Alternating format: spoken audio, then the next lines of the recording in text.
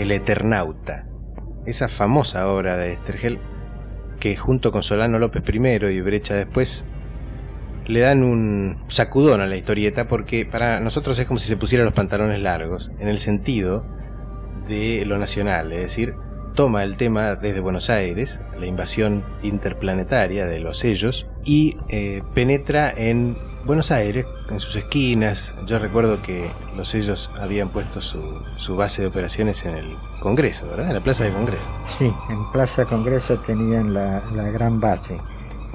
Pero hasta llegar a Plaza de Congreso pasaron antes muchas otras cosas, que apareció prácticamente todo Buenos Aires allí, desde el Vicente López, donde arranca la historia. La famosa batalla de River Plate. La batalla de River Plate, el Plaza Italia, en el subterráneo, la batalla de General Paz. Han ido pasando toda la geografía de Buenos Aires, pasa por allí. La historia básica es de Juan Salvo, su esposa, Favali. Sí, arranca la historia con 4 amigos jugando al truco. Uno era Favali, el otro era Juan Salvo, que era el Eternauta. El otro era Lucas, que muere. Polski. Y Polski, o no, ya me estoy confundiendo ya. Polski. Arranca la historia con la invasión de los ellos, que se manifiesta por primera vez con la nevada, cuyos copos matan todo lo que tocan. Y la historia arranca así, con el silencio que de golpe interrumpe toda la partida de truco, porque ha pasado algo insólito. Y no vamos a contar después que sigue, ni de Mosca, ni de el famoso historiador, en triciclo de Panadero, ni tantos otros personajes que se van aunando para defender a Argentina y al mundo de la invasión. Tampoco vamos a decir cómo termina. Por eso es el Eternauta. Significó, además, una reiteración de algo suyo, que en eso es bueno que se reitere siempre, que es la amistad y la solidaridad como base de cualquier historia. ¿Eso es nuestro? Yo creo que sí. Algunos me lo han señalado como una característica mía. Ahora yo pienso que por algo habré tenido esa característica. Debe ser algo que está en nosotros. El no querer el héroe tan individualista, sino el héroe en grupo. Y justamente el Eternauta, una característica que la distingue de tantas historias es esa. No hay un héroe específico.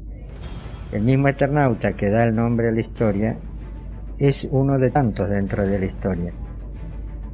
Es más, el héroe que realmente, cuando va avanzando la aventura, el héroe que copa la situación es uno que no aparece al principio, que es Franco. El chico. No, el ferretero es o... No, Franco es un obrero, es un tornero. Él es el que junta la capacidad de acción y la decisión de actuar. A la vez, él es el solidario con todos y es el que trata de resolver el problema tan tremendo que plantea la invasión. En el Eternauta hay unos personajes muy especiales que de pronto cobran una humanidad tremenda, valga el término de humanidad, porque son extraterrestres, que son los Manos. Los Manos, para los que no leyeron la historia, son unos señores medio pelados que son, digamos, los oficiales de los sellos que comandan la invasión al mundo, que tienen unas manos impresionantes, llenas de dedos, con las que manejan los teclados con que mandan a otros seres a atacar a los humanos, pero que además son dominados por los sellos porque tienen una cápsula o algo así adentro, una droga, que cuando ellos tienen miedo, es decir, si ellos no le hacen caso a los sellos, tienen miedo de la represalia o de la glándula esa que le ponen. Entonces la glándula segrega un veneno y mueren. Yo de esa historia me acuerdo algo muy importante, y es cuando un mano muere en una cocina de una casa. Y entonces el mano, antes de cantar esa canción de cuna que ellos cantan como canción final, cuando cantan a su tierra o a su planeta o a su ser, le dice a dos personajes: a mí me hubiera gustado que nosotros nos conociéramos de otra manera, que nuestros mundos se hubieran visto de otra manera.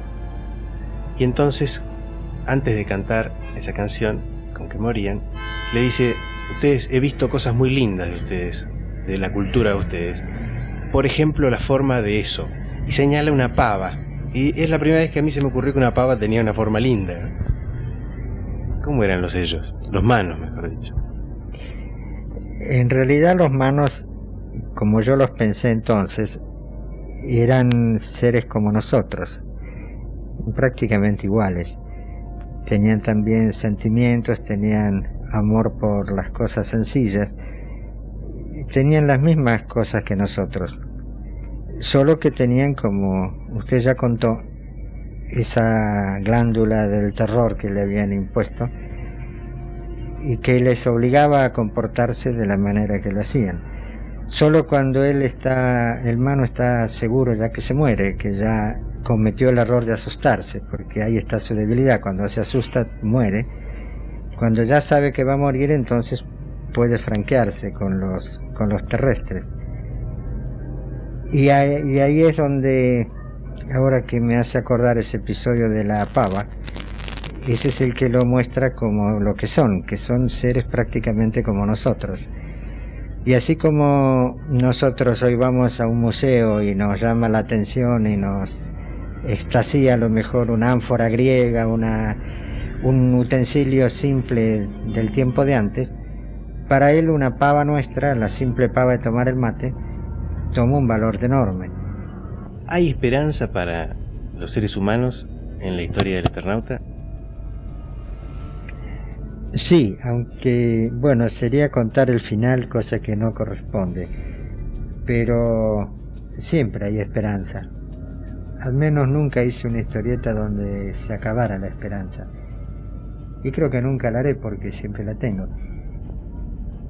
En el Eternauta es una historia con un final un tanto insólito, que me lo han discutido tantas veces, pero yo los dejo que lo discutan, porque si yo lo quiero explicar, no sé, entraría yo también a discutirlo. Salió como salió el final y yo creo que es el final que le correspondía. Los gurbos, los cascarudos, la destrucción por parte de los gurbos de muchas partes de Buenos Aires, su irrupción en los subterráneos, marca un estilo que ahora está muy en boga en el cine internacional, que es la catástrofe, ¿no? Eso hace casi imposible por los costos argentinos pasarlo a un film, hacerlo película. ¿Alguna vez se pensó? Se ha pensado varias veces hacerla. Hasta una vez se pensó para salvar los costos de hacerla en dibujo animado. Pero nunca terminó de concretarse ningún proyecto. Yo creo que se podría hacer, no es tan difícil. Pero los que entienden más dicen que no se puede, no sé, yo creo que se podría. ¿Qué personaje le quedó más, o le tuvo más simpatía finalmente del Eternauta? Hubo varios. Como decía hace un rato, el que se terminaba copando la historia era Franco, el obrero tornero. Él es uno de los que por algo me salió así. Otro personaje que quizás era yo metido en la historia era el historiador, Mosca. El pobre tipo que trata de escribir la historia de una cosa tan tremenda que lo sobrepasa por todos lados. El mismo Eternauta, Juan Salvo, también en cierto modo me está reflejando la preocupación por la familia, por los hijos y por todo ese Buenos Aires que se le muere de pronto. No sabría decir cuáles, porque si me pongo a pensar en cada uno, en Favalli o en todos los que van apareciendo, cada uno me resulta especialmente querido, lo mismo como en los mismos manos. Como decía hoy, el mano es en parte uno de nosotros también. ¿Quiénes son los ellos? Eso es algo que queda a la imaginación de cada cual, y yo no la voy a traicionar a la mía explicándolo cómo era. Justamente por eso quedó ese nombre, que ni siquiera le puse un nombre de fantasía, sino simplemente los ellos. Gracias, señor Estergel. Gracias a usted.